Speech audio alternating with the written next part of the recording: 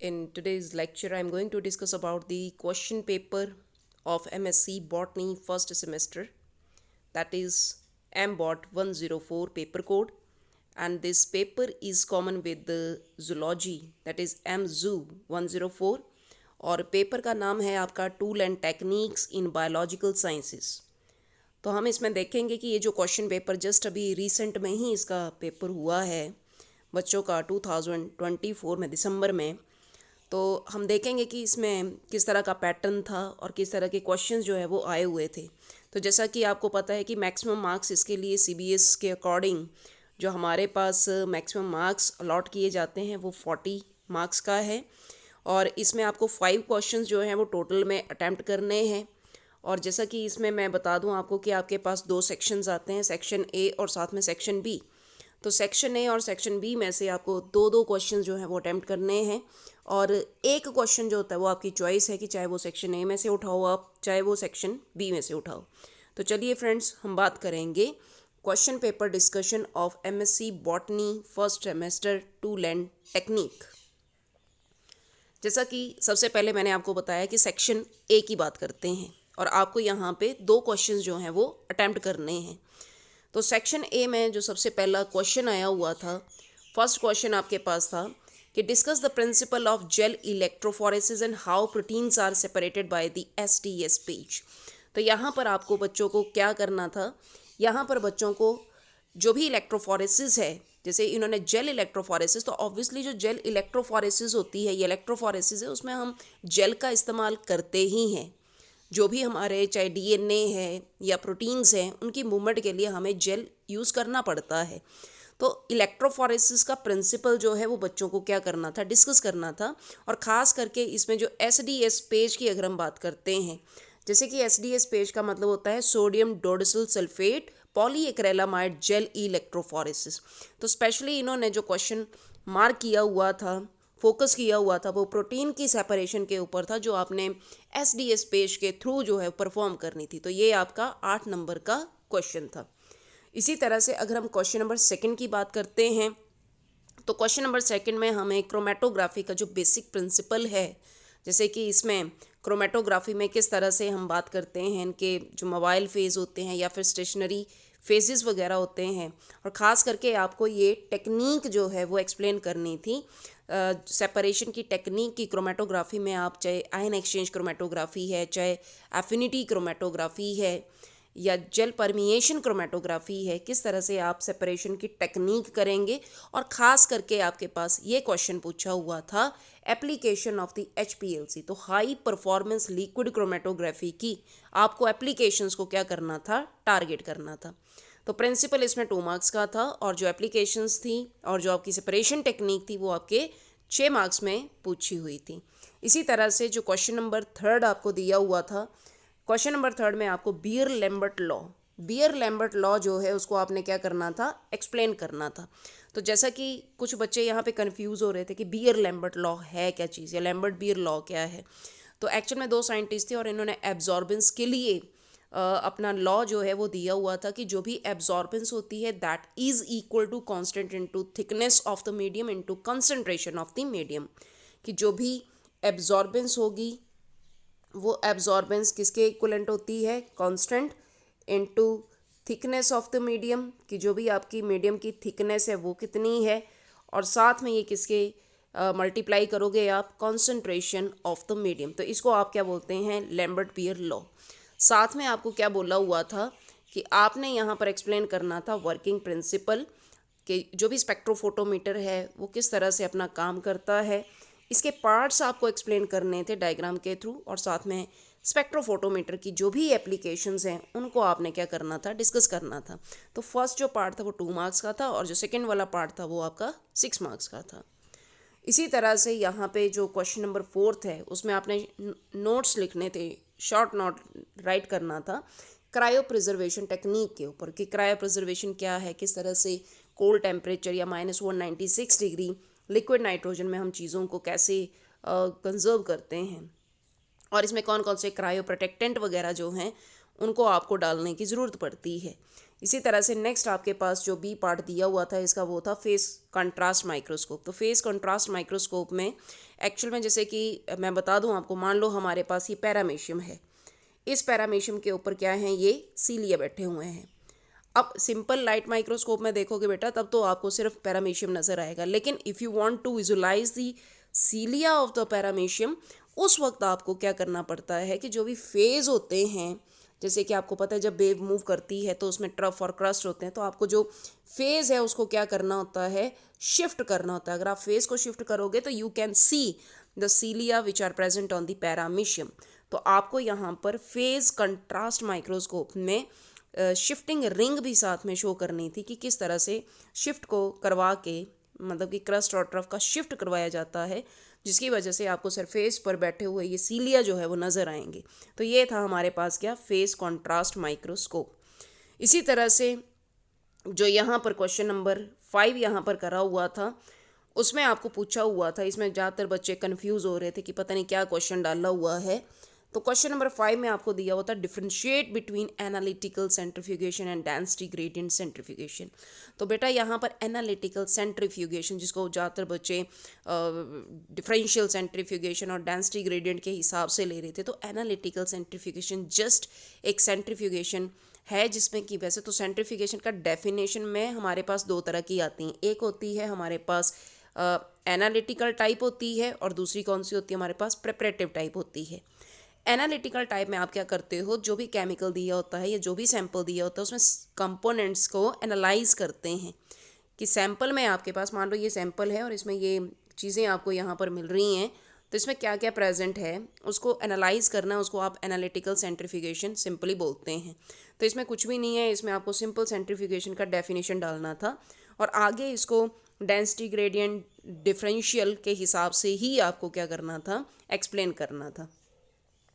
इसी तरह से आपके पास सेकंड क्वेश्चन बहुत ही सिंपल है, जिसमें कि क्रोमेटोग्राफी की एप्लीकेशंस जो हैं वो दी हैं। तो ये तो आपका डायरेक्ट क्वेश्चन है, जिसमें सिर्फ आपको क्रोमेटोग्राफिक टेक्निक की एप्लीकेशंस को ही क्या करना था, टारगेट करना था। तो ये था हमारा सेक्शन ए, और you have to attempt only 2 questions from this section A. आपको सिर्फ 2 क्वेश्चन जो है वो यहाँ से अटेम्प्ट करने थे। अब बात करेंगे सेक्शन बी के लिए। तो सेक्शन बी में देखिए सबसे पहले हमारे पास आया हुआ है discuss the component and procedure for preparing the nutrient culture media. तो आपके पास यहाँ पर ये बताया हुआ था कि हमारे पास कौन कौन से कल्चर मीडिया होते हैं, कंपोनेंट्स कौन कौन से हैं और उसको बनाने का प्रोसीजर क्या है। तो जैसा कि मैं आपको बता दूं, हमने डिटेल में ये वीडियो बनाया है कि आर्टिफिशियल मीडिया होता है, सिंथेटिक मीडियम होता है, जिसमें भी आपको ये बताया हुआ है कि सीरम कंटेनिंग होगा, सीरम फ्री होगा, डिफरेंट टाइप ऑफ मीडिया आपको बताए हैं। तो बेटा उसमें हमने जब मीडियम डिस्कस किया हुआ है तो उसमें कंपोनेंट्स ऑटोमेटिकली सारे कंपोनेंट जो हैं कि कौन कौन सी प्रोटीन्स हैं, किस तरह का ग्लूकोज जो है आपको यूज़ करना होता है, कार्बन सोर्स आप ग्लूकोज की फॉर्म में देखते हैं, हार्मोन्स कैसे डालते हैं, और ख़ास करके इसमें अगर आप डिस्कस करना ही चाहते थे तो आपने इसमें एक हमारे पास आता है एमएस मीडियम।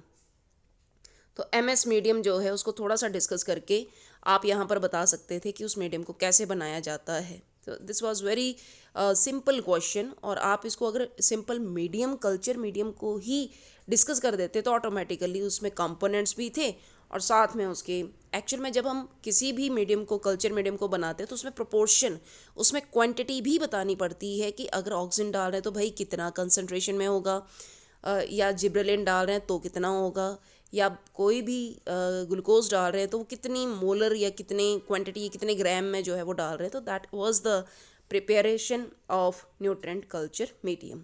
इसी तरह से आपके पास क्वेश्चन नंबर 7 जो आया हुआ था वो था कि व्हाट आर रेडियो आइसोटॉप्स। इसमें बच्चों को ये पता होना चाहिए कि रेडियो आइसोटॉप्स होते कौन कौन से। तो सबसे पहले बेटा आपको ये बताना था कि what is radio activity, radio isotopes कौन कौन से होते हैं, और रेडियो आइसोटॉप्स जो हम बनाते हैं जैसे मान लो फास्फोरस 32 है, या फिर सल्फर 35 है, या फिर हमारे पास आयोडीन 131 है, इंडियम है, स्ट्रांशियम है।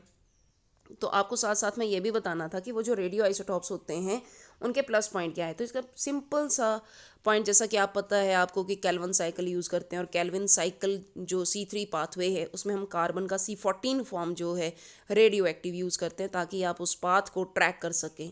तो 2 नंबर में ये क्वेश्चन आया हुआ था and it was really very quite simple question. इसी के साथ सेकंड वाला जो 6 नंबर का आया हुआ था वो था आपके पास discuss about some of the radio isotopes used in molecular biology, कि मॉलिक्यूलर बायोलॉजी में स्पेशली जो आपके यूज़ होते हैं, जैसे आपको पता है कि हमें डिफरेंट टाइप ऑफ कैंसर्स है, तो उन कैंसर्स को आइडेंटिफाई करने के लिए, या ऑटो रेडियोग्राफी है, या डीएनए फिंगरप्रिंटिंग है, उसमें किसी क्रिमिनल को आइडेंटिफाई करना है, तो कौन कौन से रेडियो आइसोटॉप्स जो हैं वो आप यूज़ कर सकते हैं. So this was the second part of the question number second. इसी तरह से आपके पास क्वेश्चन नंबर 8 आया हुआ था कि प्राइमरी सेल कल्चर और सेल लाइन में फ़र्क क्या होता है. तो वैसे तो इसके ऊपर मैंने फुल फ्लेज वीडियो अपलोड किया है. तो प्राइमरी सेल कल्चर क्या होती है, मान लो बेटा आपके पास कोई टिश्यू है, मान लो कोई किडनी का ही टिश्यू है. आप इसको क्या करोगे, इसके कुछ पार्ट को कट करके आप क्या करेंगे, इसको ग्रो करेंगे. तो ये जो ग्रो करेंगे इसको तो आप सिंपली बात करते हो प्राइमरी सेल कल्चर. अब प्राइमरी सेल कल्चर से जैसे मान लो किडनी में आपके पास कौन सी जैसे कि आपके पास आते हैं नेफ्रॉन्स, तो आप सिर्फ जो नेफ्रॉन्स हैं उन्हीं को क्या कर रहे हैं, आगे फर्दर ग्रो कर रहे हैं. तो सिंपल नेफ्रॉन्स आगे जो जाएंगे, पर्टिकुलर एक टाइप के जो सेल जाएगी उसको आप क्या नाम दे दोगे, उसको आप नाम दे दोगे सेल लाइन बोल दोगे. आप उसको आप क्या बोलोगे, सेल लाइन बोलेंगे. तो यहाँ पर बच्चों को प्राइमरी सेल कल्चर और सेल लाइन का थोड़ा सा कन्फ्यूजन हो रहा था कि क्या होता है. तो मैं आपको बता दूं कि सेल कल्चर मतलब कि कोई भी टिश्यू लो और उसके पार्ट को ग्रो करवाना, that is the cell culture. और सेल लाइन में क्या करोगे, जैसे फॉर एग्जांपल हमारे पास हीला सेल आती हैं, तो सर्वाइकल कैंसर को ट्रीट करने के लिए हीला सेल्स जो है उनका यूज़ किया जाता है. इसी तरह से आपके पास जो क्वेश्चन नंबर सेकंड पार्ट का था, 8वें क्वेश्चन का जो सेकंड पार्ट था, उसमें बोला हुआ था कि morphology of cell in culture. तो बेटा इसमें आप प्लांट सेल्स को ग्रो करवाते हैं, एनिमल सेल को ग्रो करवाते हैं. प्लांट सेल में भी आप xylem, phloem, parenchyma, collenchyma, sclerenchyma, तो आपको इनका मॉर्फोलॉजी बतानी थी कि जैसे पेरेन्काइमा जो है वो लिविंग टिश्यू होता है, सेल वॉल कैसी इसकी थिन होती हैं, और ज़्यादातर इसका सेलुलोज की सेल वॉल बनी होती है, और आपको थोड़ा सा स्ट्रक्चर बनाना था. साथ में आपको स्क्लेरेन्काइमा जो कि डेड मैकेनिकल टिश्यू होता है, या जो कोलेनकाइमा है ऐसा टिश्यू है जो कि फ्लेक्सिबिलिटी जो है वो प्रोवाइड करता है डेलिकेट पार्ट्स को. जैसे आपको पता है कि हमारे प्लांट्स में जो लीफ हैं, जैसे मान लो ये हमारे पास प्लांट है और प्लांट में जो लीफ लगा होता है वो बड़ी आसानी से मूवमेंट शो करता है, फ्लटरिंग शो करता है, तो इसकी भाई पेटियोल में कोलेनकाइमा होता है.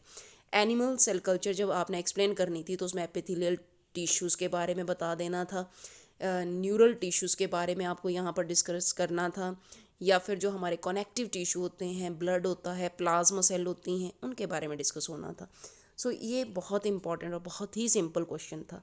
क्वेश्चन नंबर 9 था कि you have to write down the laminar air flow. तो आपको लेमिनार एयर फ्लो जो कि टिश्यू कल्चर का बहुत इंपॉर्टेंट इंस्ट्रूमेंट है, जिसमें कि हम काम करते हैं, जब भी काम करते हैं तो इसमें अंदर यूवी रेडिएशन सोर्स जो है वो अप्लाई की जाती है, और जो भी कल्चर है उसको आप इसी मीडियम में क्या करते हैं, इसी लेमिनार एयर फ्लो में रखते हैं, ताकि स्टरलाइजेशन या कंटामिनेशन के चांसेस जो हैं वो कम हो सकें.